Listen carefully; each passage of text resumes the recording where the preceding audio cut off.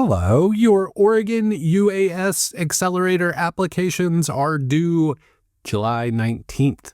So watch the World Cup final and complete your Oregon UAS drone accelerator application. Get that done. Okay. Now, what's happening this week? Well, the Oregon folks, the consortium of folks in the semiconductor industry just landed a major grant from the National Science Foundation, which may translate into upwards of $160 million. So that's interesting. I'll talk a little bit about that. Our friends at Latino Founders, you may remember they moved into a space still fairly recently. Well, they've got a much bigger and better space, and I will talk to you about that and what they're hoping to do with that. And then I'll also share some details on a new product, and it has to do with CNC, with computerized numerical control, or whatever the heck it is.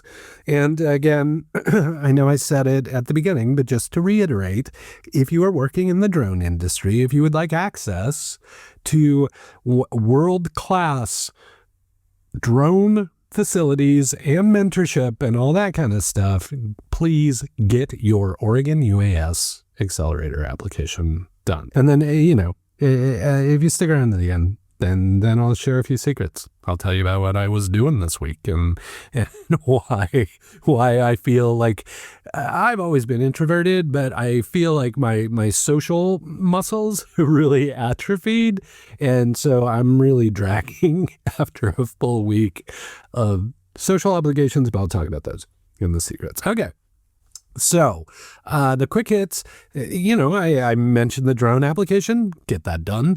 The Bend Venture Conference applications are now open. You've got some time for that. If you're not familiar with Bend Venture Conference, it is the largest angel early stage pitch competition on the West Coast, potentially west of the Mississippi, but might be upwards of the biggest one in the US. I don't know. Fact check it. I don't know. Talk to Claude or ChatGPT about how big Bend Venture Conference is. I will just tell you that it's big. And it gives you the opportunity to, with your startup, to get on stage in front of a bunch of local investors, people who come up from California, people who come down from Washington State and Seattle and all these things. So if that's of interest to you, you still have some time, but just know that Bend Venture Conference BVC applications are now open. Did I mention the Oregon UAS accelerator applications are due? Okay, this is another thing about Oregon UAS accelerators. They just partnered with a Korea investment accelerator. And so they're going to be able to collaborate in terms of bringing Korean companies over to the Oregon UAS accelerator so that they have access to those flight facilities and the mentorship and all that kind of stuff. So that's exciting news.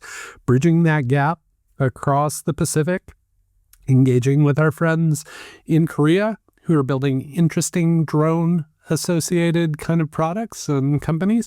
So I'm eager to see what comes of that and what kind of companies we see. And, very similar to some other partnerships that have already been kind of forming with Korean businesses and the Korean government. So nice to see more of that activity. Nice to see more of that economic development behavior. So I'll keep tracking on that and we'll keep you posted on that relationship. Sometimes I kind of mention Portlandia as an example of when Portland abdicates the narrative to somebody else to tell Portland's story. And I will always say, Fred and Carrie tell funny little stories about what goes on here. But, some people didn't like Portlandia. I thought it was very charming. I thought they took a great perspective on Portland and made things that are very typical kind of Portlandy things seem very funny and entertaining. And so I really welcomed that, really appreciated the show and its perspective and its framing of Portland and the comedic lens it took when framing Portland. But, it's been a while since that show was on. If you're missing it, Fred and Carrie have a new podcast where apparently they're like going to rewatch episodes or like take you through old episodes. So if you're feeling a little nostalgic for the Portlandia, if you miss Fred Armisen and Carrie Brownstein, they are doing a podcast like all the cool kids are. So I'll link that up. You can tune into that if that's of interest to you. And, you know, of course, I want people talking about Portland. I want people excited about Portland. I want people remembering how great Portland is and can be in the future. And speaking of people who want to learn more about Portland, the Chain React Conference coming, it's the U.S. National React Native Conference coming here to Portland at the end of the month. Just wanted to remind folks about that.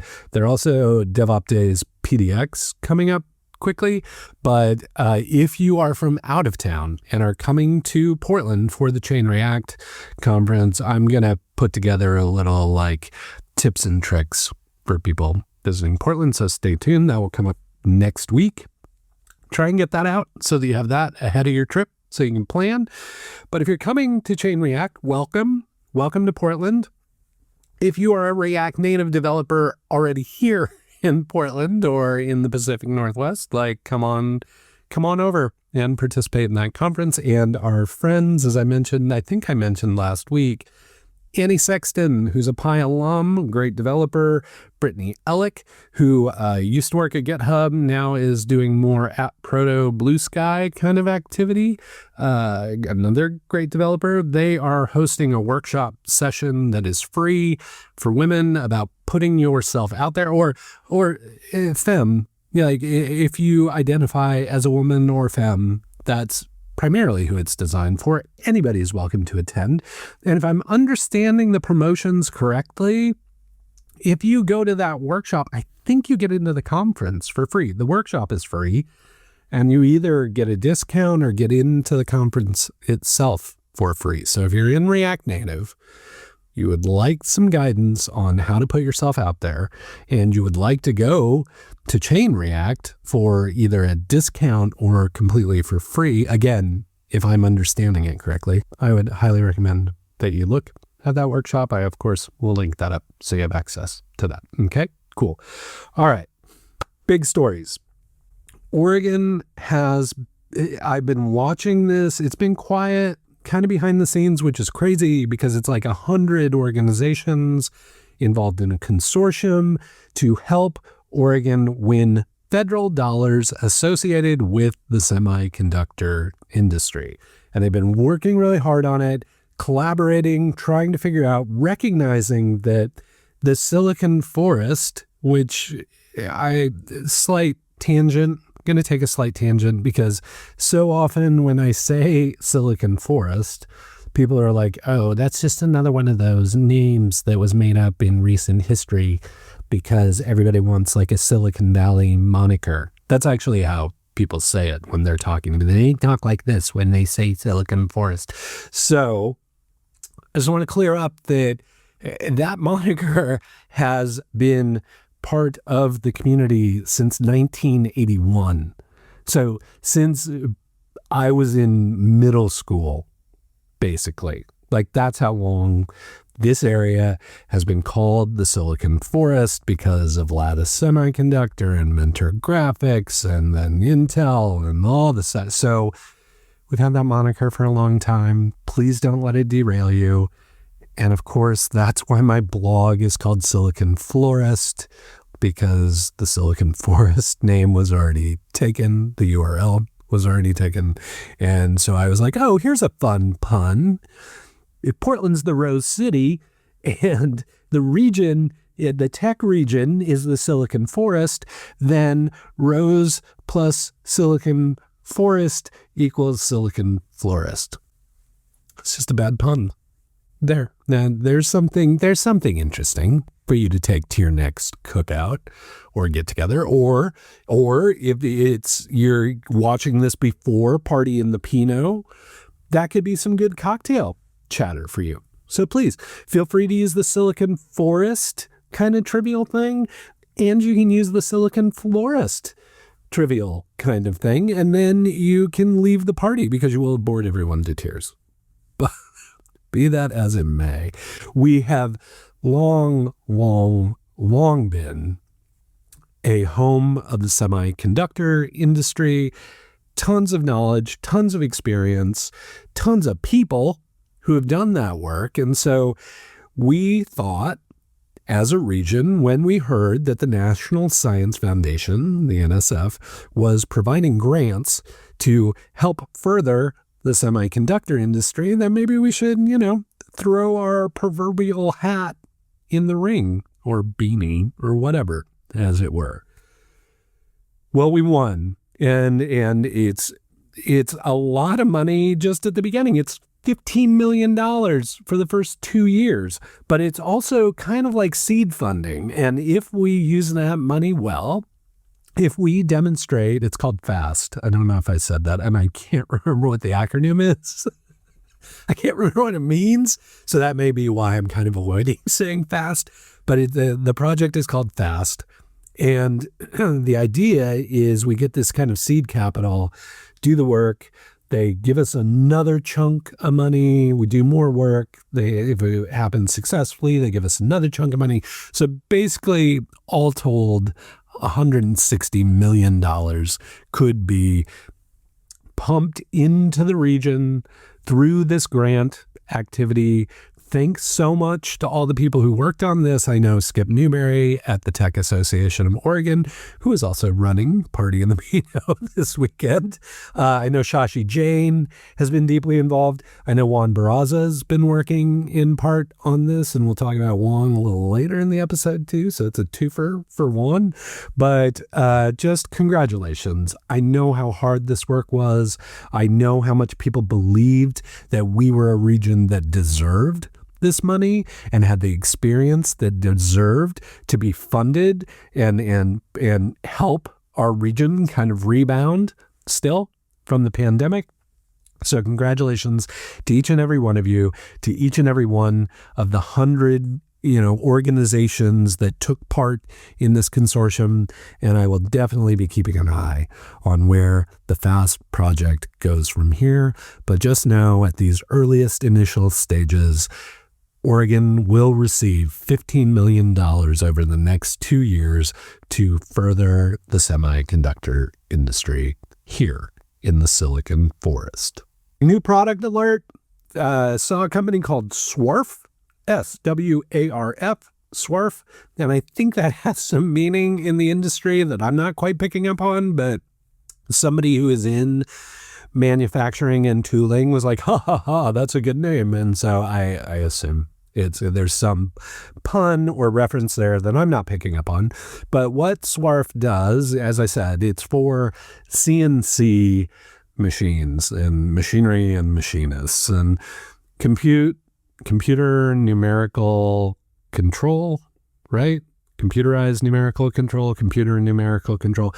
Basically, you've got a computer that's helping you be really exact when you're machining a piece or part. So the computer is helping control how this material is being carved or fitted or sanded or whatever. The computer is in control. So you have the ability to be very, very precise with what you're doing. But if you know the old adage, the kind of measure twice, cut once kind of thing, it doesn't matter how much precision you have if you've made a mistake in telling the computer what to do. You will have a wasted part, you have wasted materials, you have loss, breakage, what have you.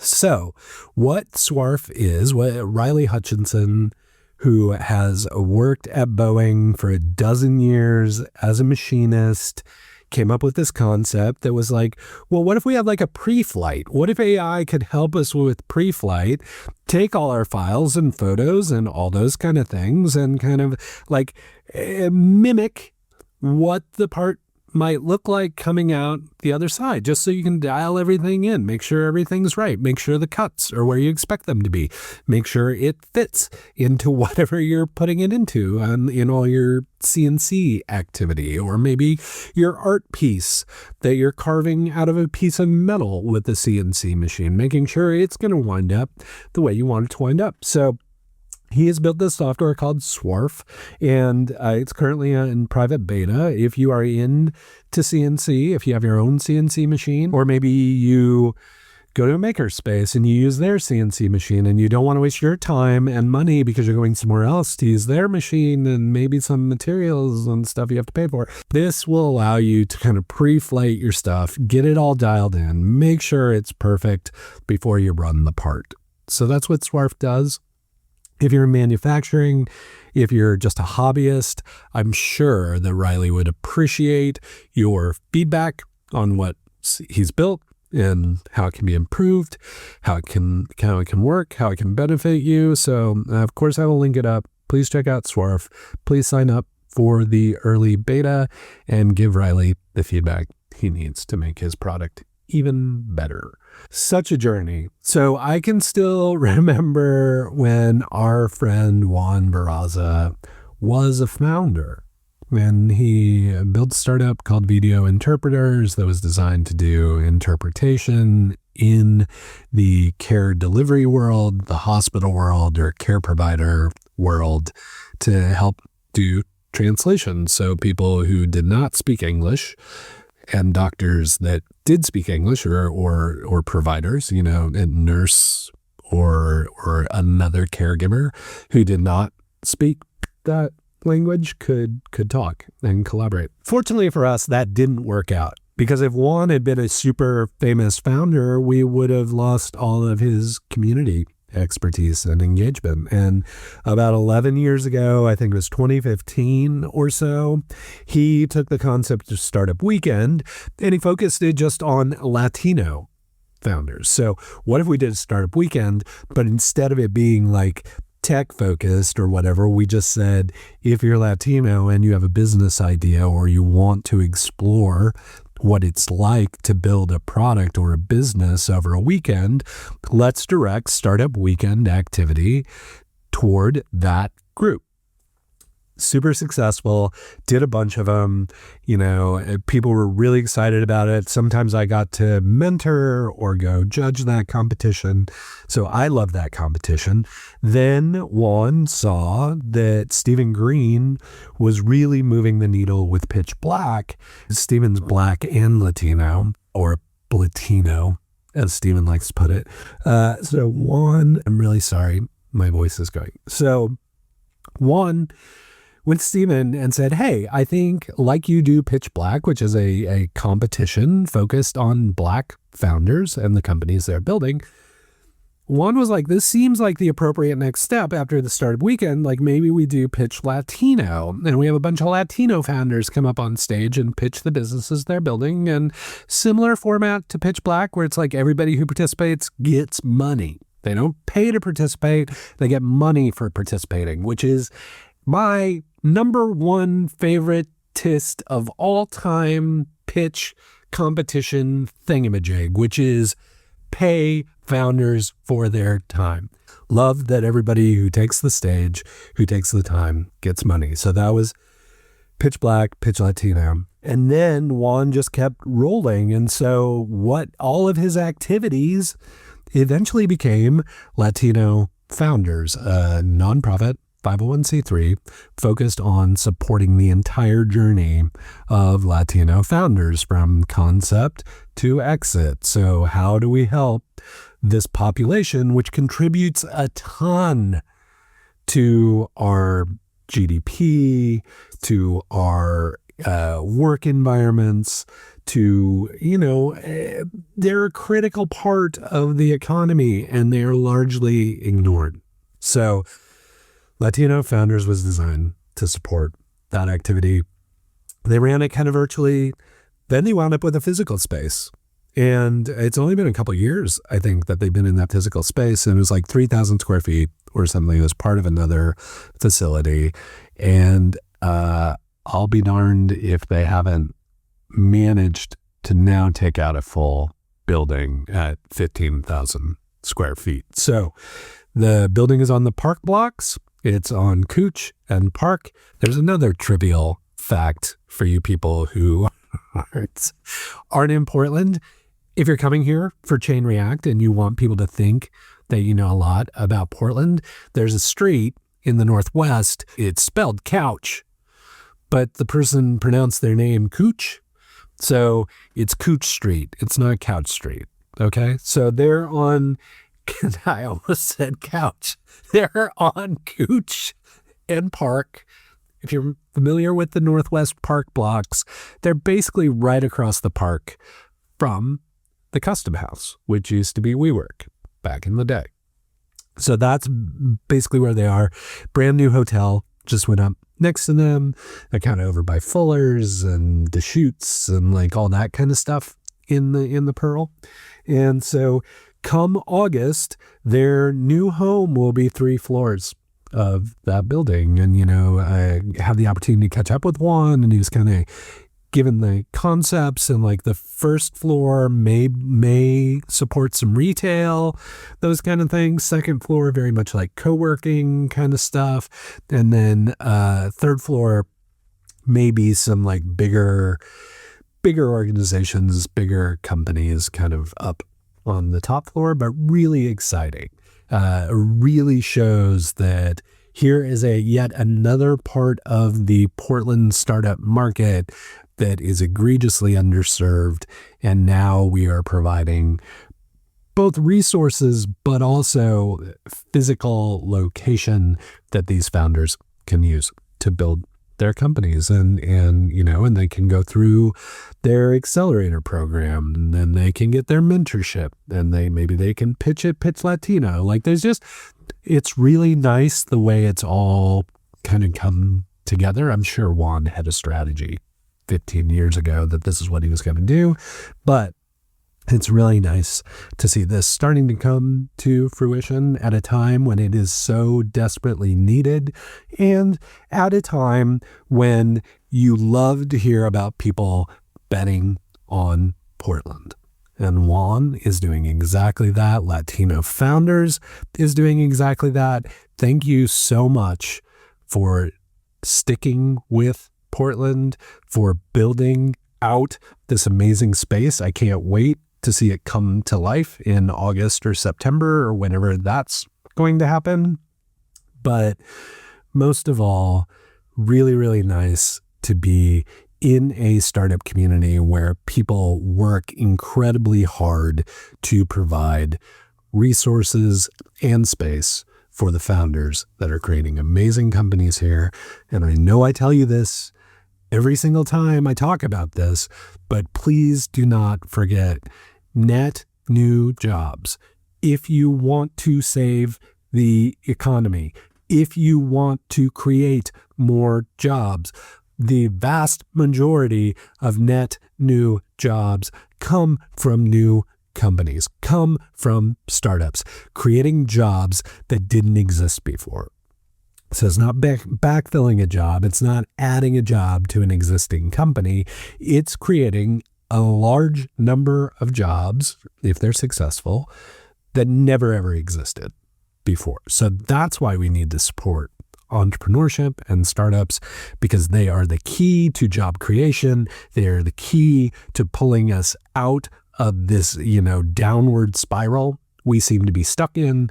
And the work of people like Juan and organizations like Latino Founders is going to pull us out of these doldrums. And I can't wait to see it work. Okay. That's it. Let's go into secrets, because my voice is not me. So I mentioned at the top, sorry. If you've never been to secrets before, you never stuck around this long before, or you're like, that was a 3-hour video. Why would I sit through that? If you've never been to secrets before, this is just where I drop out a character. I won't edit this. I'm just going to tell you about stuff that happened this week and why, as I said at the top, I'm so worn out.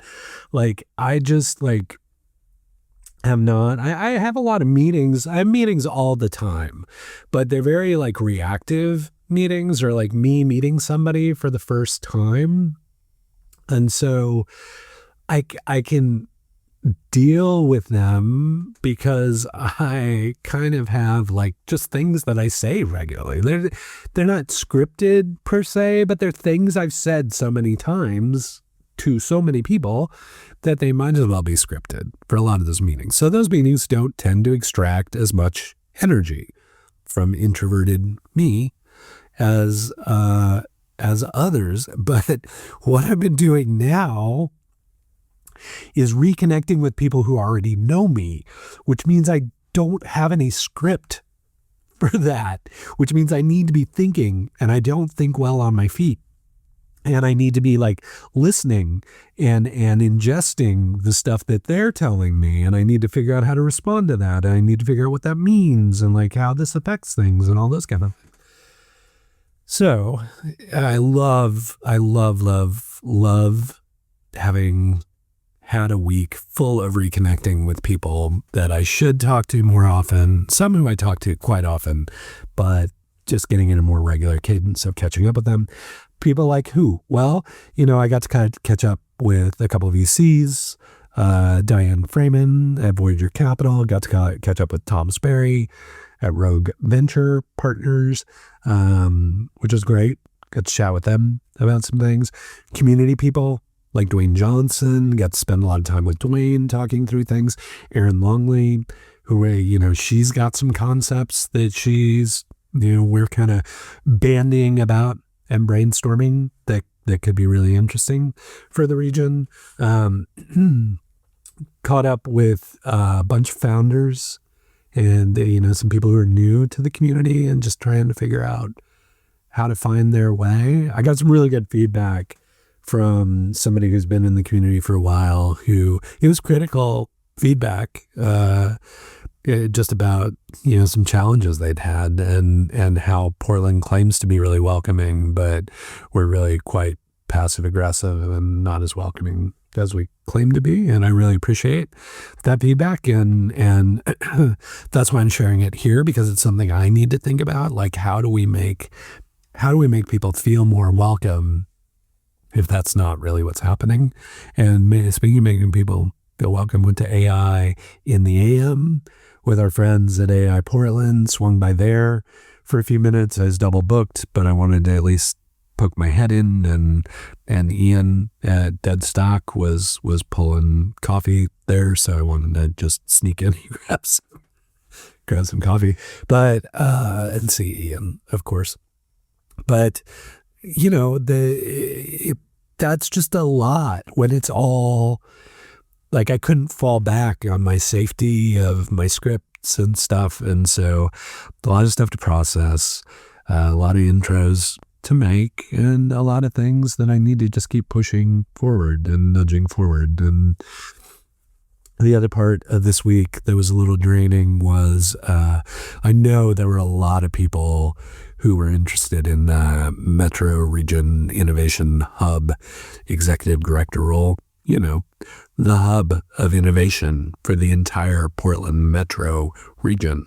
And I know rejection emails were going out today, or this week. I saw somebody mentioned to me that they'd gotten the decline on them continuing in the interview process. So all by way of saying that was a little draining, but also that apparently they're getting close to whoever the next executive director will be. And caught up with a couple Pi alums. That was great. And Pi alums who'd been in-person alums, so people I'd spent time with, our buddy Matt Ellis at Cloudability, and Listea from Friday Outdoors. Good to chat with both of them too. So, and then, Madrona, somebody from Madrona was the other VC I was chatting with this week. So, all good, but tired. I'm wiped. And I look forward to being this wiped again for weeks to come, because as I told you, I'm re-engaging with community. I'm going in stupid. I'm just participating and just hanging out, just trying ideas and talking to people about things and stuff. So that's kind of where I am. Are you watching the World Cup third place and first place final thingamajig? I play sports. I don't know what that happened there, but yeah, so World Cup final. Who you pulling for? Argentina? España? I think I'm pulling for Spain. I really like Spain this year, and I think they were favorites. They were supposed to be in the final, so looking forward to watching that on Sunday. Don't forget the Pride Parade and the Pride Waterfront Festival thingamajig. The Waterfront Festival starts on Saturday. Pride Parade is on Sunday. Yes, last month was Pride Month. Portland does its Pride Parade in July because there's so much stuff going around the Rose Festival in late May and June that they push it to July. So we get 2 months of Pride. So there's that. So if you're going there, wear some sunscreen, bring lots of water, take care of yourself, all those kind of things. If you're watching the World Cup final, wear some sunscreen, drink lots of water, take care of yourself. See? Good advice. All right. I'm going to let you go before my voice goes or I doze off. It's been really good seeing you again. Thanks for hanging out. Hang in there. And until we get the chance to chat again, please keep up the good work.